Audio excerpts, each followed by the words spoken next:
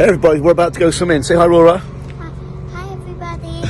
We're about to go swimming now. So, quick video on how to get onto a PSL, preferred suppliers list. So, PSLs whereby a company like Nike will have, say, 4, 6, 8 recruitment search companies they send their external requirements to when they can't find a certain role.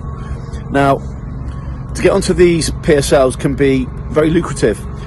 There's often a problem though for the smaller businesses. There's only 2 ways you can get onto a PSL, just 2.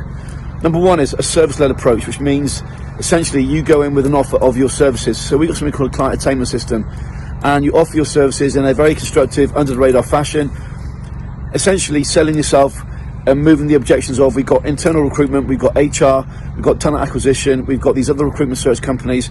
You overcome all those objections with your CAS, with your client attainment system. So you do that by sending in a communication or by booking an appointment, which is pretty much impossible. The second way you do it is by having some form of referral or some form of in with the most placeable candidates. You send in a world-class candidate, or you're referred into by somebody else into that business. Now, there's actually a third way. I said a fib. There's a third way. In fact, there's a 4th way, 5th way, 6th way, 10th way, 20th way to get into a preferred suppliers list. End of the day, you're always dealing with an individual. So, although that we are a massive proponent of automation and of one-to-many and using automated follow-ups, end of the day, you're always dealing with an individual. So if you think about the HR manager or the talent acquisition manager, that person is, at the end of the day, an individual with a certain need. And they don't want to be messing around with 8 different companies. They don't want to be messing around with internal recruitment. They rather have one exclusive contact for these roles. So you do that by positioning yourself as a leader, and you do that with having the top 1% of all the candidates in their market.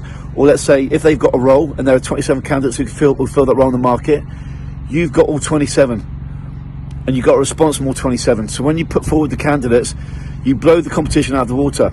But how do you actually get in and get that first go? Well, a very simple technique, for example, is using something like let's say a podcast, for example. So let's say that you've got 50 companies, 4,500 companies you want to be dealing with.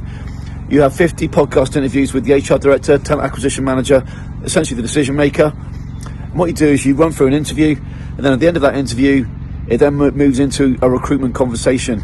Now, if you do that 2, 3, 4, 5, 6, 7 times, what you'll find is the other talent acquisition managers in that niche will then start seeing you as a leader anyway, and there'll be a soft in, if not an inbound approach.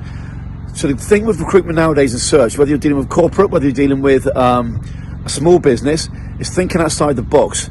The old models are broken. There aren't just 1, 2 ways of getting into a PSL. There aren't just 1, 2 ways of hitting 7 figures. There are literally hundreds of ways of doing these things. If you'd like to know more, head to recruitmentmarketinginternational.com. We're about to go swimming. Say bye-bye, Rora. Bye. See you later.